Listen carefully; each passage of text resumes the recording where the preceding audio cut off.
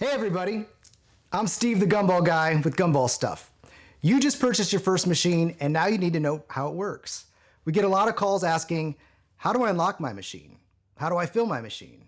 How do I collect the coins? How do I work on my machine? And how do I put this thing back together? It's all easy to do and we're gonna show you how. Let's go. All right, so you've unboxed your machine and it looks like this. We're gonna go through the parts. This is the lid. You have your plexi panels. This is called the product hopper. You have the body which collects the coins, the coin mech, also known as a mechanism, and the flapper, which is also known as a door. To unlock the machine, you're going to insert your key. These are brand new locks and keys that we include with our machines. The key will only insert one direction. So you need to get it in the right way and push down all the way down. You're going to feel little pins as you push it in. And remember to always go lefty-loosey, righty-tighty. You're going to unscrew it 6 to 8 turns, and the key will come out. You can set it to the side. Next, you'll lift up on the lid, and you can set that to the side. Then grab the frame of the hopper, and it'll lift up off the center spindle.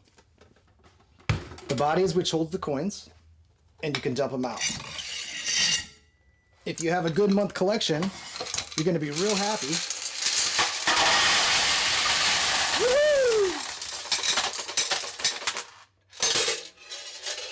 To put it back on, find the center hole, put it over the rod, and make sure your body lines up over that bottom frame. You're going to put the hopper back on. Before you do that, you need to time your machine. This wheel engages with the gear on the mechanism, and you need to make sure it's centered perfectly, because this is what drops the product down through the hole.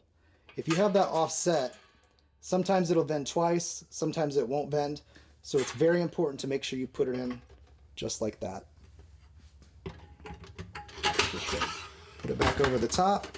You always want to jiggle your coin mech, make sure that spins around, you know that all the gears are meshed properly, and it's going to function perfectly.